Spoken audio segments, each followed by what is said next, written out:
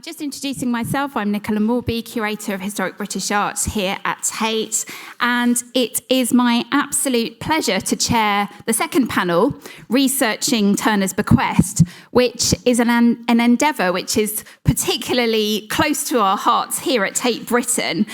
We are, of course, the home of the Turner Bequest, the contents of the artist's studio, and it's been here since the 1980s. And it's a privilege, but also a responsibility, which we take very, very seriously here. And it was lovely hearing from Francesca this morning when she said that there were people coming to Norfolk, 25% of whom had never heard of Turner. You know, when your every waking hour is dominated by the name J.M.W. Turner, it's a good reminder that that is not the case for everybody, and it's our responsibility to facilitate access and understanding to the artist. So this panel is something of a home team lineup, and we are going to be celebrating and also reviewing the in-depth scholarly collection research which goes on here constantly, but particularly in the last 2 to 3 decades. And I would like to welcome to the podium our first speaker, Matthew Imms, who we have asked to give an overview of the online Turner Bequest cataloguing project, which is now at completion point. And Matthew has been the senior cataloguer and editor of this project. He very modestly says in his biography he's been involved for the past 20 years to bring the catalogue to completion. I can tell you he's a lot more than been involved. It wouldn't have got to the point it is without him. He really is the last word on how it all fits together and has written a huge amount of the entries as well. So, Matthew, thank you.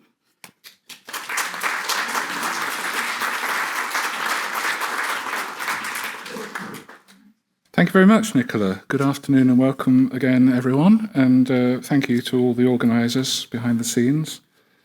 And thank you for coming and attending. I'm Matthew Imms. After more than 20 years of personal involvement with the Turner Bequest, for just the last few days, in fact, so this month, I remain at Tate as the outgoing senior cataloguer and editor of our online J.M.W. Turner Sketchbooks, Drawings, Watercolours project, as I finalise edits and draw up concluding reports.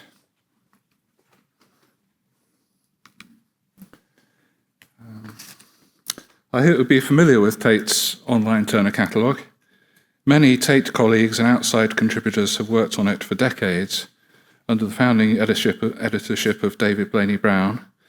The concept built on groundwork by Andrew Wilton, the founding curator of the Turner collection, some 40 years ago, when this wing of Tate, where Tate Britain as it now is, was being built to house the works and his dedicated curatorial team, as well as the publicly accessible prints and drawings room.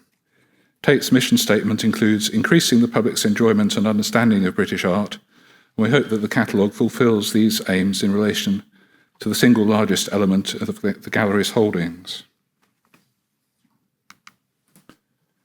A little selection. After various phases and funding rounds since summer 2023 until last month, we were very generously supported by the Paul Mellon Centre for Studies in British Art, who took up a proposal from Tate's Amy Concannon and Christopher Griffin of the Research Department to fund several cataloguers, mentored and guided by me, to complete the compilation and publication of some 7,500 remaining entries. So here's a breakdown of the contents of the bequest, the over 300 sketchbooks in various states of preservation, restoration, or separateness, and they amount to over 30,000 pages within those books, and also some 5,000 separate works on paper. The project projection at the moment for the entries is exactly, or within a work or two, 37,500, pending last uploads, and it represents virtually the entirety of Turner's working notes throughout his life, from a teenager till about the age of 70. 1 or 2 sketchbooks escaped in various ways after he died. But we hold the vast majority of them. And as far as we know, Turner never threw anything significant away, so we're extremely lucky to have this as the background to his life and career. Led by Martha Barrett and David DeBosa, my research department colleagues, Caitlin Doley, Hannah Casper, Hayley Flynn, and Vanessa Otim, have risen to the challenge, with additional recent contributions by David Blaney-Brown, Ben Pollitt, and indeed Nicola Moorby. To mark Turner's semi-quincentennial year, I tried to say that, semi-quincentennial, so good I'll say it twice, we've now finished the research and cataloguing of the sketchbook pages, separate drawings and watercolours, also including dozens of works in the main Tate collection, such as the Blue Rigi. Cataloguers have written individual, fully documented and cross-referenced entries for every page and sheet in the Turner Bequest, freely available on Tate's website. In the course of this work, researchers involved the great privilege of direct examination of the works in Tate Britain's historic print room upstairs, and we are ever grateful to Christine Kerpiel and her colleagues for facilitating this intensive work. Thousands more texts have been published over the last 2 years, and the final batches are due to be uploaded sometime in the new year. Way back at the 20,000 entry stage, about halfway through, the rough word count was 5 million, and it is daunting to contemplate the final total. Given the internet's capacity to readily combine image and text, the long-standing concept of a concise revision in book form of A.J. Finberg's indispensable 1909 complete inventory of the drawings of the Turner Bequest shifted towards full individual online catalogue entries, but still in the established Tate manner, with revised titles and dates, technical information, transcripts of Turner's and later inscriptions, exhibition histories and literature. Description and discussion follow, ranging from a line or two to many paragraphs, setting the work in the context of the bequest, Turner's career, motivations and methods, and any outcomes such as finished watercolours and engravings. Identifications and connections made by previous and contemporary scholars are fully acknowledged, many of you in the room here with us. And there is sometimes commentary on the evolving critical reception from Ruskin's time to today, as well as occasional scope for measured speculation as to Turner's subject matter and intentions.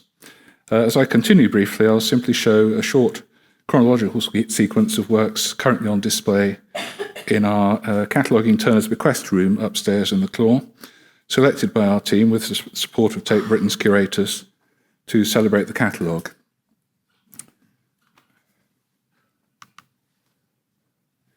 So this is one of Turner's earliest dated works. In fact, he rarely dated works later in his career, but he was proud of having produced this in 1787, his either side, I suppose, of his 12th birthday, we're not quite sure. As we note in the introduction to that room upstairs, Turner bequeathed many paintings to the nation. The bequest was expanded after his death to comprise all the works in his studio, finished or unfinished, and supposedly by his hand, although there have been some exceptions, such as Thomas Girton, as it turned out.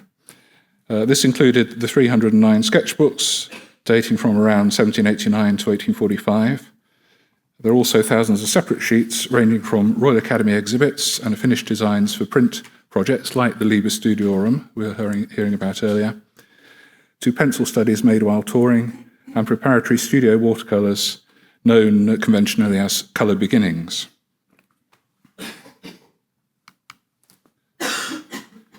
One of the sketches from Turner's first tour to Italy, which Nicola catalogued some time ago. The online catalogue work builds on a vast body of research dating from the late 1850s onwards, with John Ruskin onwards. It has involved reconstructing the artist's various tours, grouping related sketchbooks, drawings and watercolours, and identifying the sites, routes and subjects. Within broad chronological divisions, the catalogue's structure comprises a maximum of 3 levels, from an overall introduction and work list for a tour or theme, through introductions to each sketchbook or grouping of related sheets, down then to the individual works. Along the way, all human life is there, it seems. Again, these are all in the display upstairs. One of my favourites. And the other side of Turner. The latter drawings appear to have come as a revelation to television critics, at least, in last month's BBC Secret Sketchbooks film. which was nice. I don't think there's been a mad rush to see them in the print room since then. I don't think it was quite made clear that they were all ready and waiting there. Our comprehensive, non-selective approach has the benefit of encompassing the full range of Turner's everyday working practice on paper. One might also say that this left the cataloguer nowhere to hide, in the sense that as well as great finished and engraved series such as Rivers of England and France, we cover what might in old-fashioned terms be described as studio sweepings, including the slightest of drawings and abandoned colour studies, discarded letters and other relatively minor items, which Finberg's inventory in 1909 faithfully listed nevertheless, albeit often in very broad categories and sometimes with wildly inaccurate dating, but it was a fantastic job overall and the basis for all subsequent work. So another bedroom, less busy, but such settings within a more coherent framework setting such entries within a more coherent framework has been one of the challenges, and technical work is ongoing to accommodate the rest of these groupings, alongside major new sections such as Hannah Casper's published work on Turner's journeys to and from Rome and his long stay there in 1828-9, and my forthcoming sections on the Swiss tours and related sample studies of the early 1840s, alongside which will be the Blue Rigi.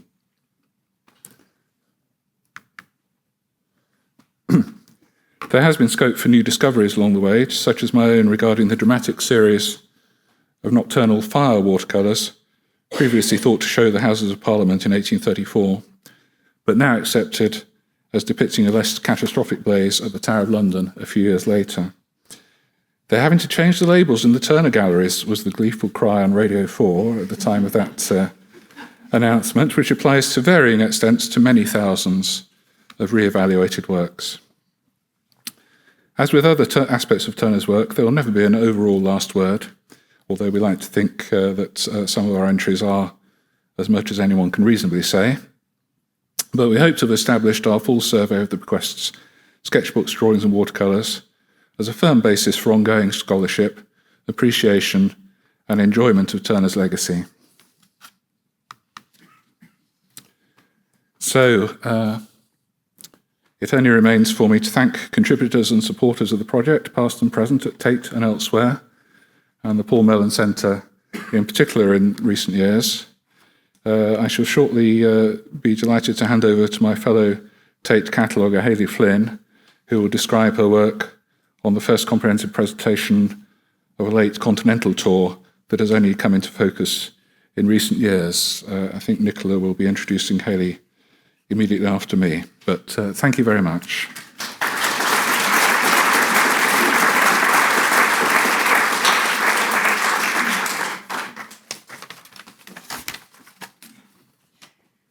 Thank you very much, Matthew, and thank you for flagging up how old I am as well. So, entries completed some years ago.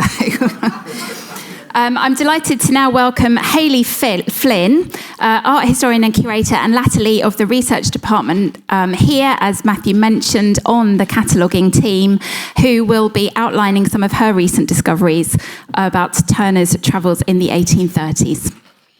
Hello, everyone. Good afternoon. Thank you very much to the organisers of the conference and to the Turner Society, who have generously supported my place here today. As its title suggests, this paper will address the discovery and assembly of Turner's 1838 tour to Genoa, following a route through the south of France, exploring the expanse of Mediterranean coastline between Marseille and the Italian city. This was the most significant piece of cataloguing allocated to me in my role as a Bequest cataloguer in this final phase of the project. The resulting online catalogue is due to be published imminently, a tangible outcome of approximately 18 months' work. The title of this paper, specifically the chosen words discovery and assembly, point to a specific methodology for this work that was less concerned with original research in the traditional sense, and more so, as is often the case for collection cataloguing, with piecing together various ideas, theories and observations from different sources.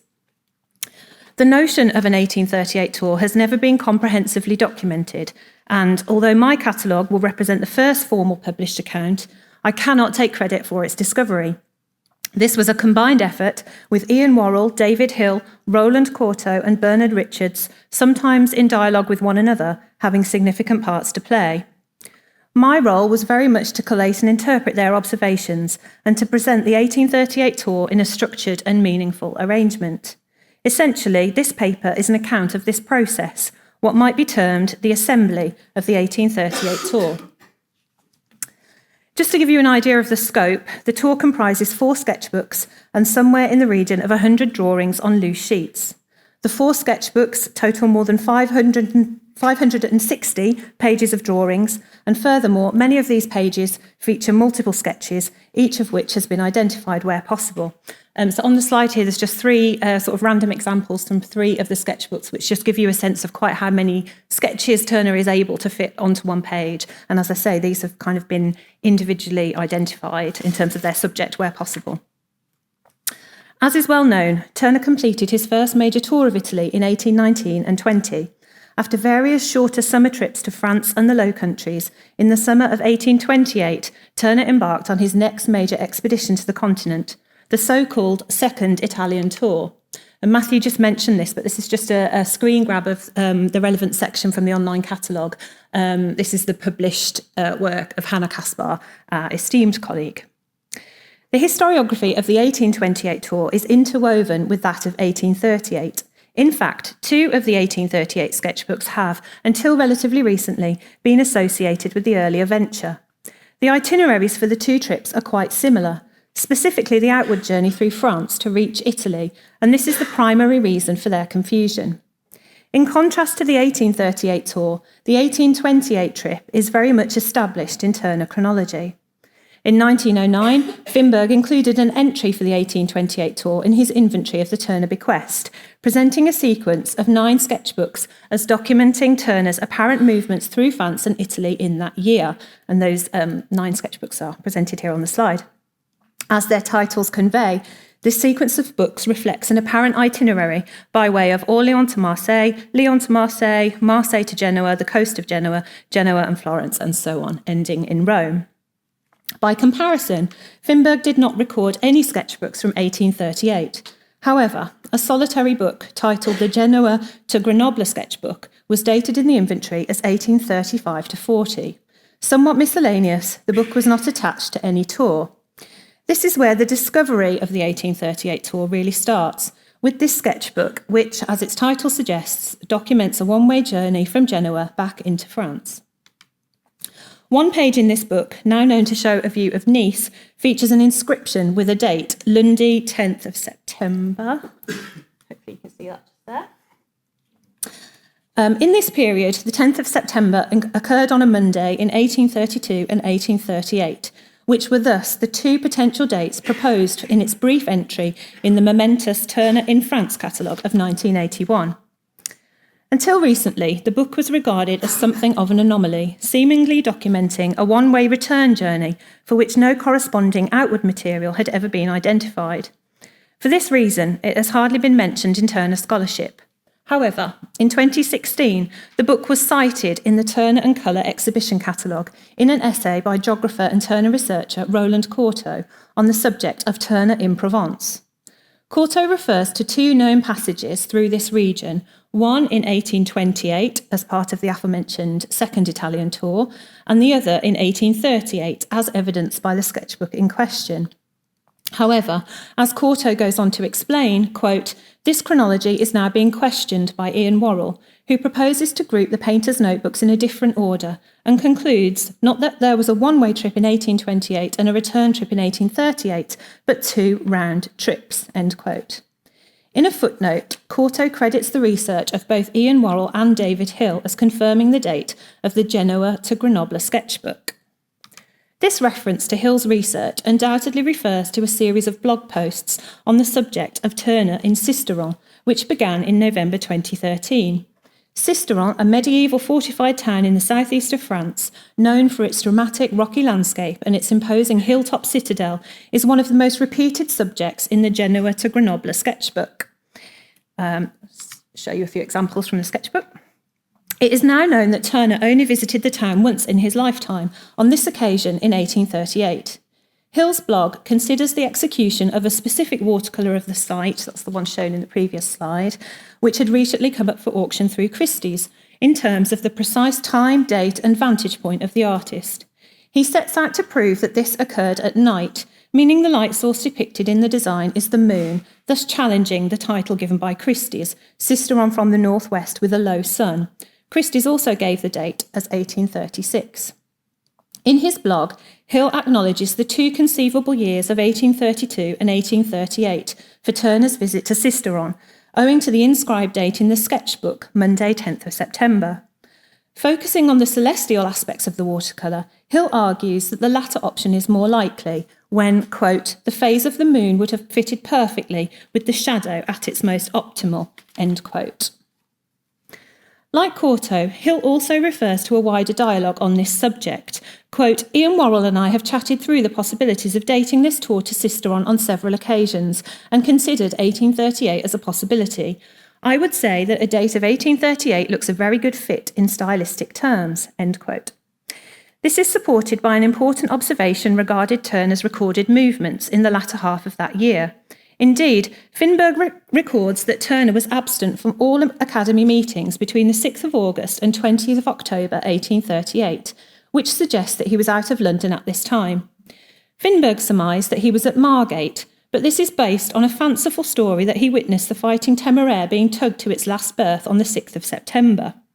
It seems a far more likely explanation for such a significant absence from London, says Hill, that he was making a continental trip, as was his annual habit.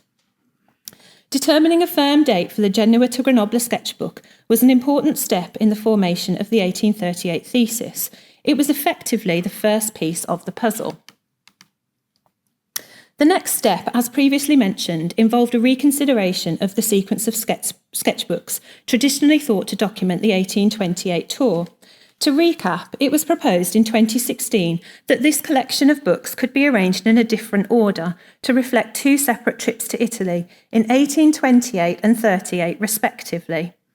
As such, two of the books from this sequence have been disentangled from the 1828 narrative and reattributed to 1838. We are specifically focused here on the four sketchbooks that were thought to document the outward journey from Lyon to Genoa in 1828.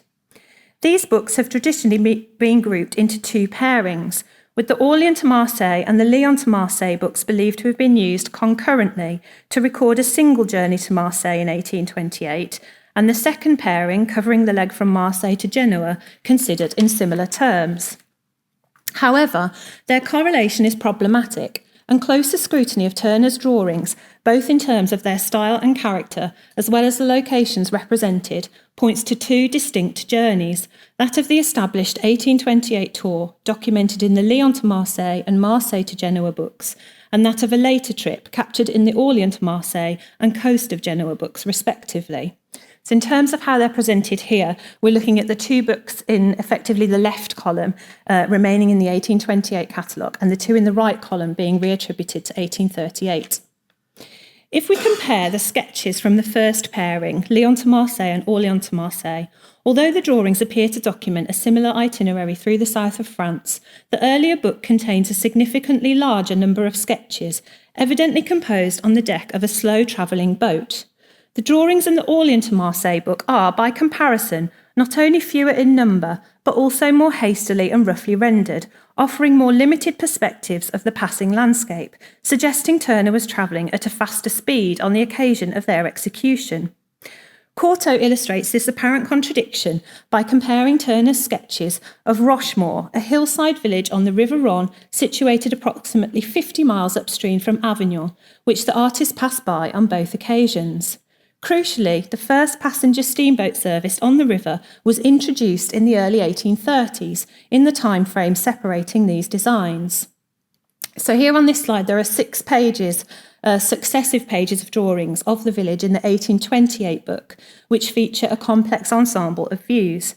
Turner's use of his sketchbook here has been compared to that of a modern-day camera, capturing a series of tracking shots, which record the changing perspective as the boat passes by. Comparatively, in 1838, the faster boat only appears to have allowed for 3 small, hurried sketches of the village on a single page.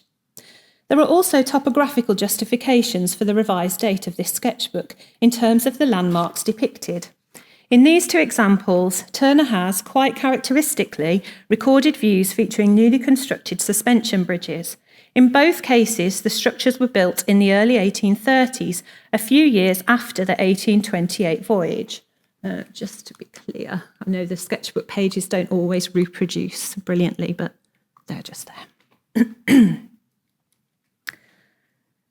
There are several other indications that these 2 sketchbooks could not have been in use in 1828, including 2 interesting pieces of evidence from Turner's own hand. This slide is a reproduction from Finberg, recording a handwritten note on the inside cover of the Orléans to Marseille book. Unfortunately, I couldn't get an image of Turner's note, but this illustrates the point well enough. Presumably written in anticipation of his journey, as an attempt to map out the expected route and stop-off points, this itinerary is broadly corroborated by the subjects depicted on the sketchbook's pages. As Corto has observed, if Turner expected to arrive in Lyon on a Friday and Marseille the following Saturday, Marseille being identified by the M at the bottom, no means of passenger transport could have accomplished this in 1828, prior to the introduction of the aforementioned steamboat service in the 1830s. This slide shows a note on the inside cover of the Genoa to Grenoble sketchbook. That is the formerly miscellaneous book with the marbled cover, now dated to 1838 on the basis of the Cisteron drawings. Turner has inscribed this book number 3. Hopefully you can make that out there. I've got number 3 and Genoa to Grenoble, which is where the sketchbook's title is taken from. Turner has inscribed this sketchbook number 3, a strong indication that it is preceded by 2 other books in terms of documenting a discrete tour. And, effectively, that is what the revised dating of these 2 sketchbooks has provided, supportive contextual material for the seemingly isolated journey recorded in the Genoa to Grenoble drawings. So, we now have a series of 3 sketchbooks which collectively document a journey from France into northern Italy and back into France. In fact, there is one final piece of the puzzle. A 4th sketchbook, which documents the next stage of Turner's return journey through France. This is the Lyon and Grenoble sketchbook, which was, confusingly, previously known as the Arco and Vigna sketchbook. The reason for this incorrect description is illustrated here.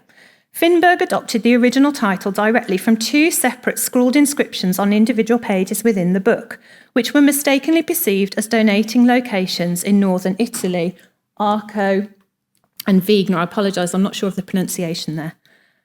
2 very small towns near to Lake Garda.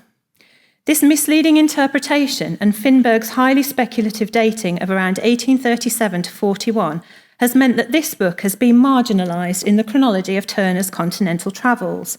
It is missing from all major surveys, including 1981's Turner in France.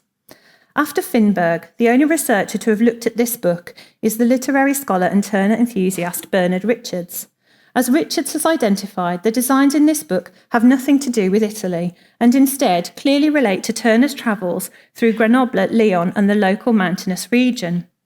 Incidentally, these 2 designs have now been identified as depicting Imms in a small town north of Lyon, and the other one is less certain, but perhaps Vineux, north of Grenoble. However, most of the sketches in this book record views of the 2 urban centres, and we've got examples. Oh, no, we haven't. We do. Examples on the slide here. As with the other books, there are additional indicators in this book which logically associate it with this specific tour. Various pages bear an 1834 watermark, so obviously it could not have been in use before this date. And again, we have telltale depictions of bridges, including one that was built in 1837 and another that was later demolished in the 1840s. So there we have it, 4 sketchbooks that are now thought to collectively document Turner's 1838 tour to Genoa. So on the map, the principal sites from Book 1 are marked with yellow pins, Book 2 in purple, Book 3 in blue, and Book 4 in the sort of pinky red colour towards the centre. But the following slide will illustrate the itinerary and direction of travel a bit more clearly. So the first book in yellow charts Turner's southward journey through this region of France. The second book in purple documents the next leg, following the course of the Mediterranean coastline through France and into Italy, and his arrival in Genoa. The third book in blue records his departure from Genoa and the first stage of the return journey, retracing his steps along the coastline before turning inland to explore Provence. And the fourth book in red, as we've just seen, documents his onward journey from Grenoble to Lyon and beyond. There are several aspects of this itinerary worthy of note. Firstly, this tour represents the only time Turner passed through what Cortot has termed the interior of Provence. The slide shows the relevant portion of the journey. This is from the third sketchbook. Specifically, we're talking about the inland region, so from Aix-en-Provence upwards, and you can see this also includes the Sisteron stage as well. Also on this slide is one of only 2 drawings Turner ever produced of Aix-en-Provence. As with many of the works in the 1838 catalogue, it was Roland Cortot who first identified this as an Aix-subject. This slide shows a few other designs from this region, which seem to attest to the rudimentary quality of the roads, perhaps on this particular route. The impact of the Sisteron stage cannot be overemphasised. Comparatively, these drawings are still carefully observed and full of detail. It is clear that Turner was completely captivated by this historic site. This is just a repeat of the earlier slide. As you can see, we've got 4 examples of Sisteron taken pretty much at random. There are 14 pages of sketches to choose from in that sketchbook. Sisteron also inspired a number of studies executed on loose sheets. Here we have one example on buff paper, as well as a more developed colour study similar to that discussed by David Hill. In his blog, Hill calls for Turner's work in Sisteron to be properly researched. This is partly addressed by the forthcoming catalogue of the 1838 tour, although considering the wealth and quality of images, I would certainly echo this sentiment. This leads neatly on to the other noteworthy aspect of this tour, that being another group of colour studies, in this case responding to the light, atmosphere and scenery of the Mediterranean coastline. Some of these designs will surely be familiar to anyone who saw the 2016 exhibition Turner and Colour. As you can see, these watercolours are notable for their extravagant colouring and all share a distinctive palette of pastel and earthy tones, which perfectly capture the luminous sparkling waters and clear blue skies for which this region is known and celebrated. A large proportion of these studies depict views around the harbours of Marseille and Genoa, and it is fair to say that the coastal infrastructure of this region was a particular preoccupation on this tour. To end, I just wanted to highlight again the contributions of Ian Worrell, David Hill and Roland Cortot in terms of the research behind the forthcoming catalogue of the 1838 tour. The main sources that I've cited in this paper are all listed on the slide. I stated earlier in the paper that the 2016 essays are the only published account of the 1838 thesis. This is true in terms of formal publications, although Cortot's blog, the source referenced by the bottom bullet point here, is a comprehensive ongoing resource dedicated to Turner's travels in the south of France in 1828 and 38, informed by his extensive local knowledge and expertise. It was undoubtedly the most important and valuable source in the formation of the catalogue and the origin of many of the identified subjects. The catalogue of the 1838 tour will soon be published online. Again, we've got a repeat address of the Bequest catalogue for anyone who's not familiar with it. Whilst perhaps not the final word regarding the discovery and understanding of the tour, nonetheless, its publication is a significant step in terms of comprehending Turner's movements in the late 1830s. Thank you.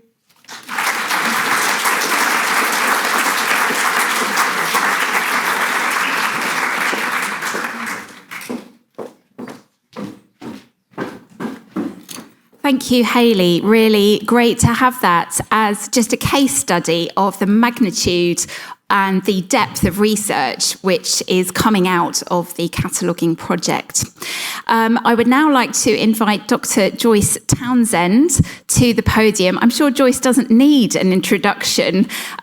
with 35 years of research and expertise in the artist's materials and techniques. She really is the go-to person on this angle. She's very much involved at the moment in Whistler in preparation for next year's exhibition, but we're very grateful that she's turned her attention back to Turner with an overview of her career up to date, really, Joyce.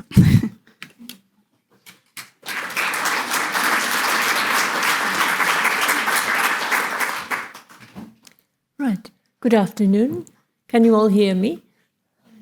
I've been working on Turner since '87, in fact, when I first came to undertake a funded project on his materials and techniques. That was the point when the Clore gallery opened and when the watercolours moved to this building, having previously been in the British Museum, and everything was fully available for study. So I've worked over the years, and as you could see, with different hair colours and with different people, and also different equipment. If I were starting it today, it would be a lot easier to do this work in-house. We are far better equipped to understand the complexities of Turner's painting materials. The slides towards the lower right there are showing you our latest equipment, not yet applied to Turner, but it might at some point be. And particularly in these early years, Tate was as committed as the Conservation Department was to putting all this information into the public domain. I didn't realise that the hardest thing in the ensuing decades would be keeping it in the public domain and available to people. So, prior to the Clore Gallery opening here, all of my colleagues in conservation had been very busy conserving Turners and treating them. There were many oil paintings treated before I had even arrived. They knew exactly how tricky and how challenging this was, and they wanted to understand more about them. The catalogue raisonné on the oil paintings by Butlin and Joel had been published and was reprinted in '84. As I said, the watercolours moved here in '87. And from that time, watercolours were being remounted and prepared for focused exhibitions decade by decade and on particular aspects of Turner. And much of this was externally funded. There were early examples of funded projects into technical research, which involves not just looking at the artwork, but sampling and often commissioning analysis from other places. All of these were published as books, and all of them are now out of print. They can be found if you know what you're looking for. They can also be found, of course, by coming here to the print and drawings room and accessing them, but that is hardly international and wide access. And the information about how Turner painted, which is fascinating because he was so innovative, has by and large not found its way into many of the subsequent publications about Turner. Obviously, Walter Thornbury, an early biographer, wasn't going to say much, but of more recent ones, only the ones that I am showing here with a tick, I would be partisan, wouldn't I, are giving technical information. The information is vital to conservators of Turner's paintings. He is still challenging to treat. It's often both the high point and the low point of a conservator's career. It can take months to work on a Turner, but practically all of them are, in today's terms, treatable, and if they're covered in yellow varnish, that can be safely removed. There was nothing in the way of technical information on the Tate website until the catalogue of the watercolours, which you have been hearing about this afternoon. And it does include information on the rather small proportion of watercolours which have been examined as technical information. it's actually more watercolours by Turner than any other artist in the British collection. There's been more effort devoted to Turner's watercolours because, again, they are so innovative and artists are so interested in how he worked. There's still nothing on the Tate website for the paintings and how they were created. And importantly for the paintings, they don't necessarily look the way Turner left them. It's important to understand how they were painted before you can understand how they look now and how they might have looked when new. But we don't, by and large, share that information with the public. As a separate initiative, frames conservators at Tate have investigated the frames around Turner's paintings, particularly those in the Bequest, which is a complicated story, not least because many of Turner's later paintings are in the same size and format. It was possible to swap the frames around, and this did tend to happen throughout the 20th century, so that one of my colleagues, Ivan Houghton, now retired, investigated all the previous exhibitions of Turner's and which frame was associated with which, and which were original to the period, and therefore what Turner's framing preferences might have been. This is fully catalogued.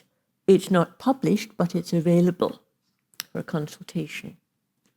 And I'm showing some of the frames which are original or replicas inspired by the others, because it's the nature of the Turner bequest that we hold unfinished paintings in this collection which never had their own frame.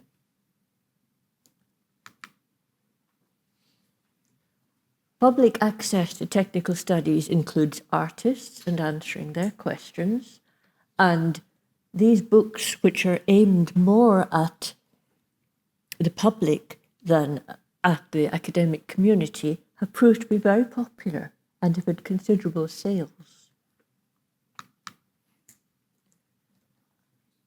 In fact, they are the only ones not out of print.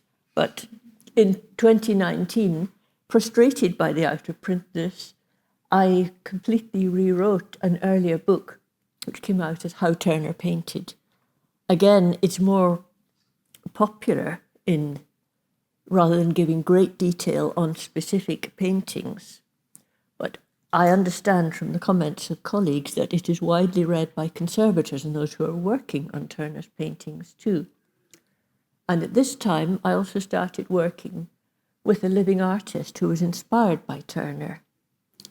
If we at Tate were researching contemporary artists, we would of course talk to the artist, we would interview them about the paintings in the collection and that they're making. But with Turner, it is way too late for that. So working with an artist, I found to be very helpful, both in terms of the things that really interest them and the things that don't, such as whether their materials will survive. Meanwhile, for other artists, there are online catalogues which have been created, of which a very good example is for James McNeill Whistler, who was mentioned in the introduction. There's an online catalogue detailing all of his paintings in many collections. It's hosted by the Hunterian Art Gallery in the University of Glasgow, which has a significant holding. There are other catalogues such as on Monet and Renoir, on Girton, and the National Gallery has long produced technical studies of paintings within the technical bulletin. This shows how the paintings evolved, how they created, how the artist went back and reworked them, and how they may have changed in appearance. And all of these do give information on the creation of the paintings, the materials used, and how they may have changed in appearance. So the future in many ways seems to be printed books evolving into online catalogues which can be readily updated, except they aren't always. The Glasgow University one will probably not be further updated the original staff no longer being there, having retired or moved on. Books go out of print, but they can be reprinted, but in fact are often not. The most popular ones, such as How to Paint Like Turner, which is the work of Nicola Moorby and Ian Worrell, has in fact been reprinted with different covers, but it is the same book, which answers one of the concerns of publishers that a book can look dated in its style after 10 years. The online catalogues have mostly been funded initiatives, and there is a real issue to address in coming decades as to whether they can be updated with new information.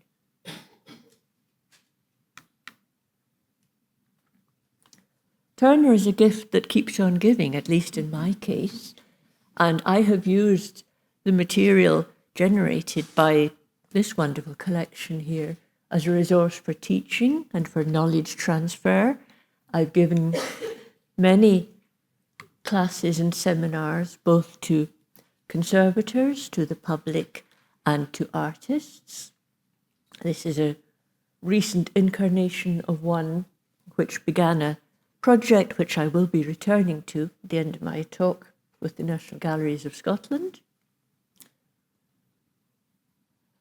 Paintings conservators regularly give lectures on a challenging treatment, and a challenging treatment is usually a Turner. As I said, there is almost nothing worse. What is worse is Reynolds. And my colleagues in paper conservation here frequently examine watercolours, and they give lectures on the framing and the mounting, and simply how you deal with a collection of the magnitude of this bequest, which is always lending watercolours. There are always Turners to be found in the paper conservation studio, in fact. We don't only have that great number of paintings and of watercolours, we have an unparalleled collection of materials surviving from Turner's studio. We have a lot of them, particularly those you see on the right, the paint box, and almost industrial quantities of studio pigments, because these jars hold more than a litre. And private collections and other collections have watercolour materials, as you see on the rest of the slide. For most artists of this period, we have nothing. William Blake, for example, has not left any materials, and Constable is represented by 2 paint boxes only.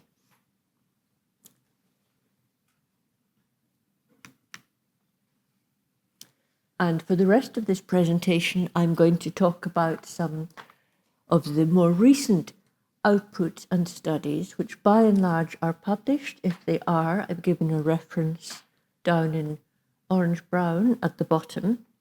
But these are studies which post-date some of the books on Turner technical studies, so you won't find them there.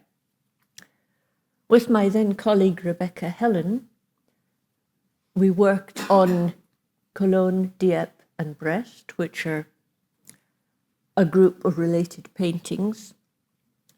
Dieppe and Cologne are now in the Frick collection and rarely travel, although they have been seen in London in recent years. And the 2 finished works, Dieppe and Cologne, were probably completed on the varnishing days at the Royal Academy. Varnishing days are interesting as well. Turner had been an early example of a performance artist. It was highly performative what he did at the Royal Academy and the British Institution on the 3 days that were allowed between the hang and the opening of the exhibition. If you think of Somerset House, which then held the Royal Academy for much of Turner's professional career, the top floor gallery, reached by the curving staircase, is the way the paintings reached it too. It's no wonder that some damages to paintings had to be worked on by artists, and that's why there were 3 days. But Turner did a lot of painting in that time. the descriptions suggest he painted everything in that time, whereas most artists took 6 months or a year to prepare their work for the same exhibition. So some of our studies have been looking at exactly how much he could and did paint in these 3 days, and it is possible to identify it in many cases. And Regulus was a particularly interesting study. It is the most unfortunate and accident-prone painting in our collection. In Turner's possession, in fact, when he first painted it in Rome or was travelling back, it suffered an accident that necessitated repainting. He worked on it again in the Royal Academy in 1837, and he is doing it, there, as you can see. It will be vandalised in the National Gallery in 1860, and it will be vandalised again in the 1980s. And all of this fairly well-documented history can be found exactly in the painting. Each tear, each crack, and each dint and paint loss can be related to its rather violent history.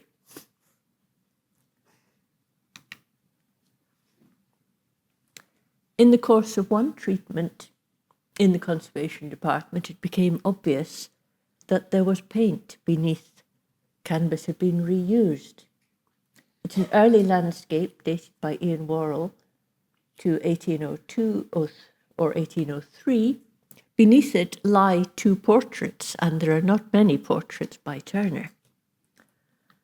We've made a good case that this might be Turner's mother, and this might be a copy of the fairly well-known portrait of Thomas Girton by Cope, the date is consistent, and there are many other consistencies that can build up the case for these subjects. Of course, since then I have looked hard at other early Turners, the next 6 that came through the studio, but there have been no interesting discoveries beneath them, unfortunately. I continue to examine Turners as they come through the studio. One morning I went upstairs for some other reason and found Crossing the Brook was there, about to leave for a loan, but not yet packed, and so I hastily took tiny samples, one from each side, just at nose height. It's all there was time to do. And it's a wonderful microcosm of how Turner painted and how adventurous he was with the colours and the paints that he used. From that small number of samples, you see a wide list of materials that represent both traditionally used colours for many centuries and a number of modern ones. There are lots of reds and browns. The yellows are interesting. The traditional yellow ochre, synthetic orpiment. Orpiment had been used for many centuries. It was one of the brightest yellows, as well as strontium yellow, which is new, Naples yellow, which is not so new. There was traditional Prussian blue, and there was cobalt blue. Most artists, if you list their entire materials, the whole range they used to paint with, you get 10 or 12 colours, and here are 12 just in little corners of one painting. My more recent studies, I've been working with the National Galleries of Scotland, who have the Vaughan Bequest. It's a selection of 38 Turner watercolours made by the collector Charles Vaughan, with very strict display conditions. They can only come out in January. They must come out every January. And they're an interesting group to study. They were, in this anniversary year, they were swapped with the parallel collection in Dublin, and they were available for study for the first time in 4 decades, as far as we can tell. And so I have worked with them. The study with all of the colleagues up there has led to beautiful detail images for future exhibitions. Keep an eye out for 2027, which will be the exhibition that features this work. They illustrate the painting technique and new information on watercolour blues.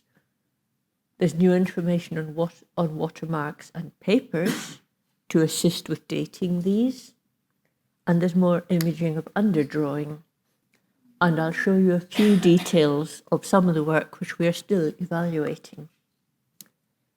Melrose has long been said to have been an illustration of Turner himself, down there.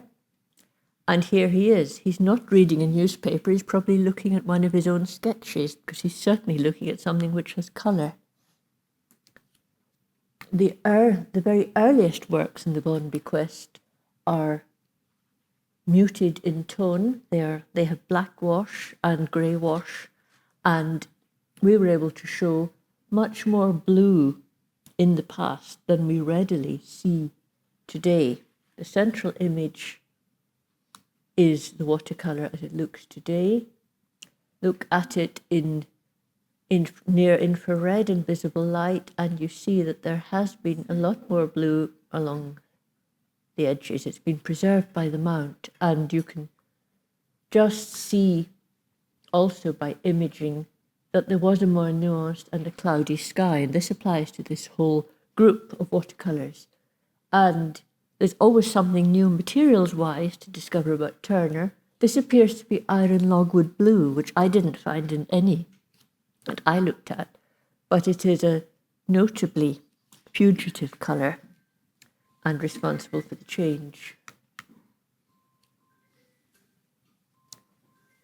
These drawings also have a lot of underdrawing, which was not so easily imaged at the time when I started working on Turner, but there are beautiful images coming out of this project. One has aided identification. The mist, which you see here, actually covers a building which identifies the subject as Genoa. And you can also see within here the evolution from his drawing towards the more creative interpretation of the subject.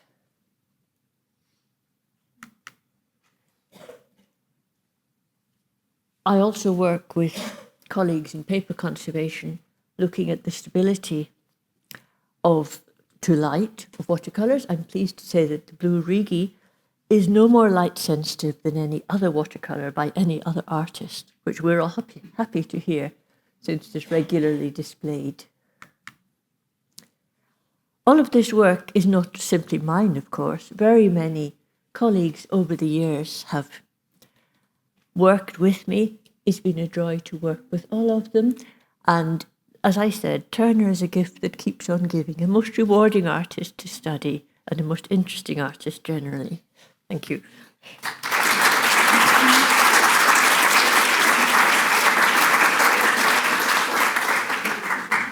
Thank you so much to all the speakers. We're running a little over time, so do we have the microphones in the audience somewhere?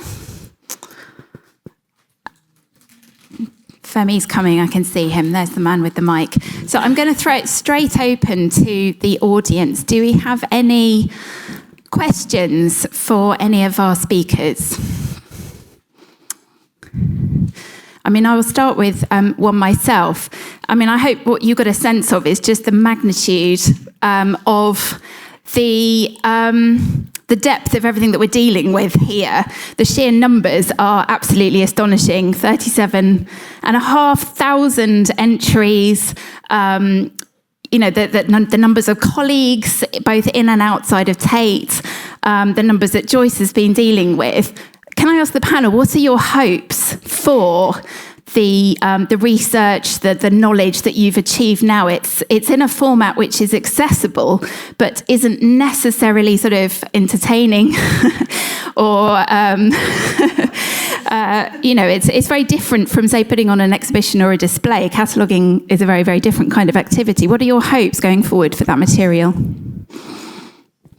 Well, I would say that the way that we've organised the material chronologically within the catalogue through 5 broad sequences of Turner's career, which in a way evolves from Ruskin's idea of different phases of Turner, and the way that they're broken down both into tours and also themes, such as print projects, or, dare I say, the occasional grouping of the erotic works, and studies for periods of Turner's paintings which can be related directly to the watercolours. I think all these are themes that are rich background to Turner's overall career, and also could lend themselves to exhibitions and themes, particularly I'd like to suggest with an area like Hayley's 1838 tour, which will be presented online in due course as, for the first time really, as a comprehensive resource. And so it will give a wider view of Turner's career and drill down into very specific areas simultaneously. So these will be, I think, fruitful for further display and exhibition ideas, both in terms of Turner's, the Tate collection, and in relation to other works around the world. Yeah, just to pick that up, I think the point that I think Matthew said, and I think I used the same phrase, I think it's a phrase that we might have coined for our display, that there'll never be a final word. So in terms of our hopes for the catalogue, personally, I would say my contributions, I very much hope that they're not regarded as the final word, that they are interesting, I hope, informative, but really, I think as a whole, the catalogue is kind of like an anchor for Turner research, for Turner collection, and I hope that it continues to kind of inspire new research. But as that kind of anchor, I think it sort of centres everything. It gives you that chronology that, you know, Turner's unusual really in terms of his, in my experience anyway, his whole kind of life and work, his biography is still very chronological. That's how people approach Turner. It's how his work is kind of broken down. It very much that's reflected in the way that we've organised the catalogue. So I think you've got that time frame, that sort of conventional, traditional take on Turner that's organised that way. But hopefully there are themes that can be drawn out across the years, across the tours, across the chronology, and also additions that can come inwards as well. I'm certain there's more 1838 material out there, for instance, that just hasn't been recognised yet. But now we've got that kind of, I keep using the same word, but that anchor of the tour. There might be somebody out there with a related work in their collection, and it suddenly makes sense. It suddenly gives that context. And Joyce, what do you feel about, I mean, you put your email at the bottom of your presentation saying that's the quickest way to access the resource. I've often said it would be helpful if Matthew had a USB port and we could just plug him in and download him. How would you like to see the mass of material which you've accumulated in a more accessible format? I mean, you've mentioned the books, the publishing, but there's huge more data I know that you have. How do you see that going forward? I think I'd love to see an online catalogue for the oils as well. It's a small job. There's only 300 odd in this collection and almost another 300 out in the world. It is a more doable task. But for the watercolour catalogue, I would love to think that it will be updatable in future years and decades. It's not nothing as a commitment. It requires editors, it requires moderators to look at the content and to judge whether redating should be on there or whether alternative history should be on there. It is a definite ongoing commitment that would require funding. And that's been the issue with a lot of online initiatives. They've been seen rather like books. They come to an end and people disband and they do other things. But the Turner studies are so large and so influential in British art that they should be acting as a model of how other cataloguing projects could be. Do we have any And questions? there's endless queries about Turner. I meant to say in the presentation, but didn't, that of all the queries I get from artists and people who want paintings and people who are convinced they've got a real, genuine something, more than half of them are Turners.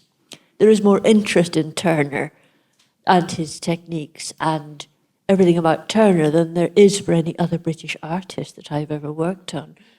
I think we've got a question at the back.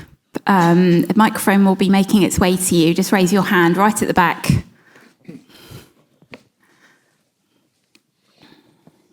Hello, I'm Alice. I used to be a Turner Cataloguer, actually. Now I work for the National Trust, and there is a link, kind of indirectly, between Turner and one of the founders of the National Trust, Octavia Hill, through John Ruskin. And I just wanted to let you know that we are actively using the catalogue to compile all places, all National Trust places that Turner went, and that huge and detailed body of visual information is directly informing the way that our land and nature and landscape colleagues are approaching things like conservation management plans and thinking about changes in the landscape and loss of biodiversity, trees. So we found out that within the 381, that Turner depicted over sort of 64 of our places. So I just wanted to let you know that this catalogue is directly informing work right now in other institutions. Thank you. Thank you very much. That's absolutely inspiring to hear. Thank you so much. There's a question in the centre here.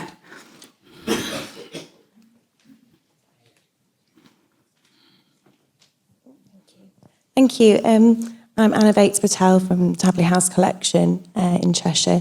We are a University of Manchester collection, but we operate as a charitable trust. We only have a few Turners in the collection, and it's a small display that we have on now. But what we do have, it's of real significance, I suppose, for us and how we are, what we're displaying as part of Turner 250.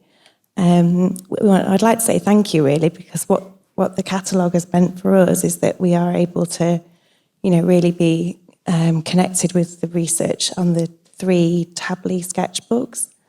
So it's been really important, really. Thank you. Was that you, Matthew, the Tabley? No, that was the great David Blaney-Brown at a quite fairly early stage in the catalogue, but it's very pleasing to hear that, and it